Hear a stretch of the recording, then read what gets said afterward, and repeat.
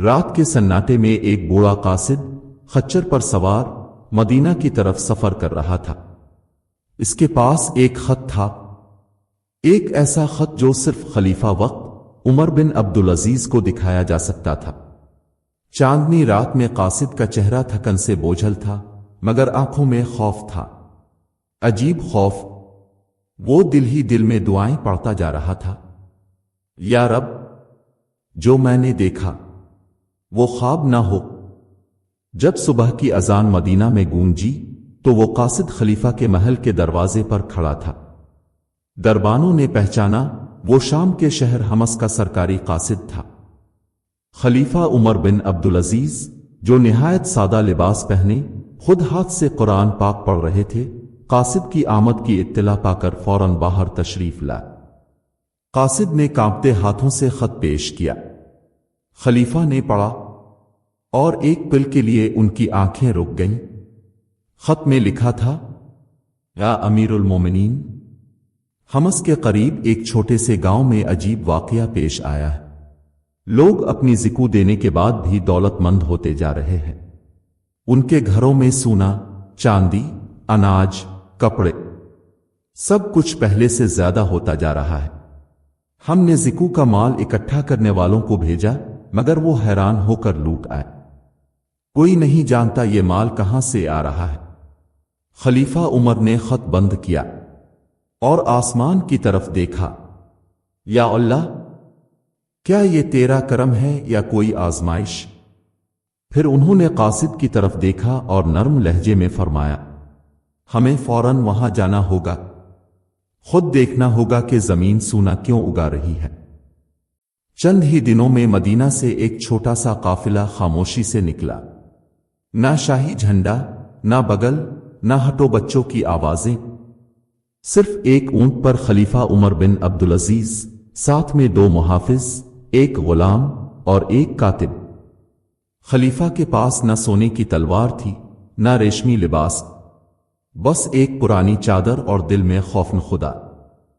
سفر کے دوران خلیفہ اکثر خاموش رہتے۔ جب کبھی غلام پوچھتا، امیر المومنین، کیا آپ کو کوئی فکر ہے؟ تو وہ صرف اتنا کہتے، زمین کبھی سونا اگاتی ہے، یہ قدرت کا نظام بدلا کیسے؟ جب قافلہ حمص کے قریب پہنچا تو راستے میں ایک بوڑھا کسان ملا۔ اس کے چہرے پر پریشانی کے آثار تھے، مگر ہاتھ میں کھجور کا تحفہ تھا۔ اس نے خلیفہ کو پہچان لیا اور کانپتی آواز میں بولا، یا خلیفہ، میں اسی گاؤں کا رہنے والا ہوں جس کے بارے میں آپ کو خط لکھا گیا تھا۔ خلیفہ نے رک کر اس کی بات سنی۔ بوڑھا کسان بولا، ہم نے زکو دی جیسا کہ اپنے حکم دیا تھا، مگر اس کے بعد ہمارے گھروں میں پہلے سے زیادہ دولت آ گئی۔ ہر روز کوئی نئی نعمت گھر میں آتی ہے، اناج کبھی ختم نہیں ہوتا، سونا خود بخود برتنوں میں پڑا ملتا ہے۔ ہم نے اسے آزمائش سمجھ کر خیرات میں بانٹا، مگر پھر بھی نعمت بڑھتی گئی۔ خلیفہ کی آنکھوں میں گہرائی آ گئی۔ انہوں نے زمین کی طرف دیکھا اور پھر آسمان کی طرف۔ یا اللہ، یہ تیرے راز ہیں جو ہم جیسے کم علم سمجھ نہیں سکتے۔ انہوں نے کسان سے پوچھا، تمہارے گاؤں میں کوئی بزرگ، کوئی عالم، درویش ہے؟ بوڑھا کسان آہستہ سے بولا، جی، ایک درویش ہے، بہت سالوں سے ایک پہاڑی کے دامن میں رہتا ہے۔ وہ ہم سے الگ رہتا ہے، مگر پچھلے مہینے اس نے کہا تھا زمین جلد بولے گی، مگر کان سنبھال کر رکھنا۔ خلیفہ نے فوراً حکم دیا، ہمیں اس درویش سے ملنا ہوگا، وہ شاید جانتا ہو کہ زمین نے سونا کیوں اگایا ہے۔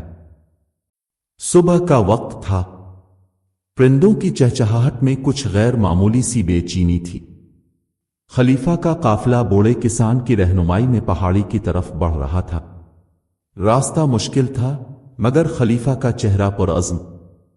جوں جوں وہ پہاڑی کے قریب پہنچے، فضا میں ایک خاموش تقدس سا پھیلتا جا رہا تھا۔ آخرکار ایک چھوٹی سی جھونپڑی نظر آئی۔ باہر خشک لکڑیوں کا ڈھیر اور ایک چٹائی بچھی تھی، اور چٹائی پر بیٹھا تھا ایک نحیف خاموش درویش، لمبی سفید داڑھی، پھٹے پرانے کپڑے اور آنکھیں جو دنیا سے نہیں کہیں اور سے جاڑ ہوئی لگتی تھیں۔ خلیفہ عمر بن عبدالعزیز جھونپڑی کے قریب پہنچے اور آہستگی سے سلام کیا۔ السلام علیکم یا عبداللہ۔ درویش نے نظریں اٹھائیں، کچھ لمحوں تک خلیفہ کو دیکھا، پھر مسکرا کر بولا، زمین نے بولنا شروع کر دیا ہے۔ تو خلیفہ خود چل کر آیا۔ خلیفہ حیرت سے چونکے، تم جانتے ہو ہم کیوں آئے ہیں؟ درویش نے آنکھیں بند کر کے آسمان کی طرف اشارہ کیا، یہ زمین وہی دیتی ہے جو اس پر برسوں پہلے بویا گیا ہو۔ تمہارے گاؤں والوں نے کچھ ایسا بویا تھا جو اب سونے کی شکل میں نکل رہا ہے۔ خلیفہ نے سوال کیا، مگر وہ کیا چیز تھی؟ وہ کون سا عمل تھا جس سے یہ نعمت برسنے لگی؟ درویش نے آہستہ سے کہا، یہ صرف زمین کی زکوٰۃ نہیں، دلوں کی زکوٰۃ تھی۔ لوگوں نے اپنی دولت نہیں، اپنی خواہشات قربان کی تھیں۔ کسی نے رات کو یتیموں کے لیے رو رو کر دعا کی، کسی نے اپنی آخری روٹی مسافر کو دی۔ کوئی عمل چھوٹا نہیں تھا، لیکن اللہ کے ہاں خالص نیت بڑی چیز ہے۔ خلیفہ خاموش ہو گئے۔ فضا میں ایک عجیب سی روشنی پھیل گئی تھی۔ سورج کی کرنیں جھونپڑی کی چھت سے چھن کر درویش کے چہرے پر پڑ رہی تھیں۔ اسی لمحے درویش نے خلیفہ کی طرف دیکھ کر کہا، لیکن اب ایک نیا فتنہ آنے والا ہے۔ نعمت آزمائش بن جائے تو سب سے پہلے علم والے گرنے لگتے ہیں۔ خلیفہ کی آنکھوں میں فکر تیرنے لگی۔ کیا مطلب؟ درویش نے گردن جھکا لی اور بس اتنا کہا، اس زمین کا سونا بہت سے دلوں کا زنگ بن جائے گا اگر وقت پر ہوش نہ کیا گیا۔ درویش کی جھونپڑی سے واپسی پر خلیفہ کے دل میں بے چینی تھی۔ اس بار خاموشی کچھ گہری لگ رہی تھی۔ پہاڑی سے اترتے ہوئے انہوں نے کاتب سے پوچھا، کیا تم نے درویش کی بات سمجھ لی؟ کاتب بولا، یا امیر المومنین، اس نے کہا کہ یہ نعمت عمل کی جزا ہے، مگر ساتھ فتنہ کی پیش گوئی بھی کی۔ خلیفہ نے آہستہ سر ہلایا، ہاں، سب سے بڑا فتنہ یہ ہوتا ہے کہ بندہ خود کو نعمت کے لائق سمجھنے لگے۔ اب قافلہ اس گاؤں میں پہنچ چکا تھا جہاں سے سب کچھ شروع ہوا تھا۔ لوگ خوشی خوشی باہر نکلے، بچوں نے گلاب کے پھول پیش کیے، عورتوں نے دعائیں دیں اور بزرگوں نے کہا، یا امیر المومنین، اللہ کا شکر ہے کہ اب خود ہمارے دیہات میں آئے۔ گاؤں واقعی مال و دولت سے بھرا ہوا لگ رہا تھا، ہر گھر صاف ستھرا، ہر چہرہ تر و تازہ۔ لیکن خلیفہ کی آنکھیں ایک چیز ڈھونڈ رہی تھیں، دلوں کی حالت۔ انہوں نے فیصلہ کیا کہ کسی شاہی مہمان کی طرح نہ رہیں، بلکہ عام لوگوں کے گھروں میں جا کر ان سے بات کریں۔ پہلا گھر ایک کسان کا تھا۔ خلیفہ نے پوچھا، اے بند خدا، تم زکوٰۃ دیتے ہو، اللہ تمہیں دیتا ہے، تم کیا کرتے ہو اس دولت کا؟ کسان نے فخر سے کہا، یا خلیفہ، میں نے تو 2 نئے اونٹ خریدے، ایک نیا لباس سلوایا، اور سنا ہے کہ شہر میں زمین سستی بک رہی ہے تو خریدنے کا ارادہ ہے۔ خلیفہ نے مسکرا کر سر ہلایا، مگر ان کی مسکراہٹ کے پیچھے ایک فکر چھپی تھی۔ اگلا گھر ایک بڑھیا کا تھا، وہ جھونپڑی میں رہتی تھی۔ خلیفہ نے پوچھا، ماں جی، تمہیں بھی نعمت ملی ہے؟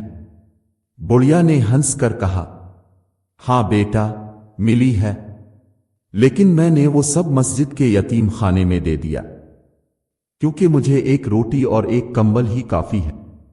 خلیفہ کی آنکھیں نم ہو گئیں۔ انہوں نے اس بڑھیا کو سچے ایمان کی نشانی کہا۔ پھر وہ گاؤں کی مسجد گئے، اور وہاں ایک نیا منظر ان کا منتظر تھا۔ مسجد کے دروازے پر 2 افراد آپس میں جھگڑ رہے تھے۔ یہ مال میرا ہے، میں نے پہلے مانگا تھا۔ نہیں، خلیفہ آئے ہیں، سب تمہیں ہی چاہیے، میرا حق بھی ہے۔ خلیفہ نے دروازے پر کھڑے ہو کر دیکھا، ज़िको के माल की बोरियों पर लोग झगड़ रहे थे। ये थी वो पहली दरार जिसका दरवेश ने जिक्र किया था। खलीफा ने आसमान की तरफ देखा और दिल ही दिल में कहा, ए अल्लाह, हम तेरी नेमत संभालने के काबिल हों या नहीं, बस हमें बचा ले। मस्जिद के दरवाजे पर लोगों की आवाजें बुलंद हो रही थीं। ज़िको के माल पर झगड़ा, धाक्कम पेल और इल्जाम तराशी। वही गांव जहां पहले सुकून था, अब माल की फरावानी ने दिलों में हिर्स बेदार कर दी थी। खलीफा उमर बिन अब्दुल अजीज, जो कुछ देर पहले तक इस गांव को अल्लाह की रहमत का नमूना समझ रहे थे, अब उसके अंदर फैलते फितने को अपनी आंखों से देख रहे थे। उन्होंने दरवाजे पर खड़े होकर बुलंद आवाज में कहा, ए लोगों, क्या तुम्हें वो दिन याद नहीं जब तुम्हारे पास कुछ न था और तुम एक दूसरे के नवाले में भी अपना हिस्सा देखते थे? आज जब अल्लाह ने तुम्हें दिया तो तुम एक दूसरे का हक छीनने लगे हो। एक लम्हे को सब खामोश हो गए। फिर एक नौजवान बोला, या अमीरुल मोमिनीन, क्या माल हासिल करना गलत है? क्या अल्लाह की नेमत को लेना गुनाह है? खलीफा ने नरमी से कहा, नहीं, नेमत लेना गुनाह नहीं, लेकिन दिल का इस पर झक जाना, अपने भाई से ज्यादा अपने हिस्से की फिक्र करना, ये वो चीज है जो इंसान को गिरा देती है।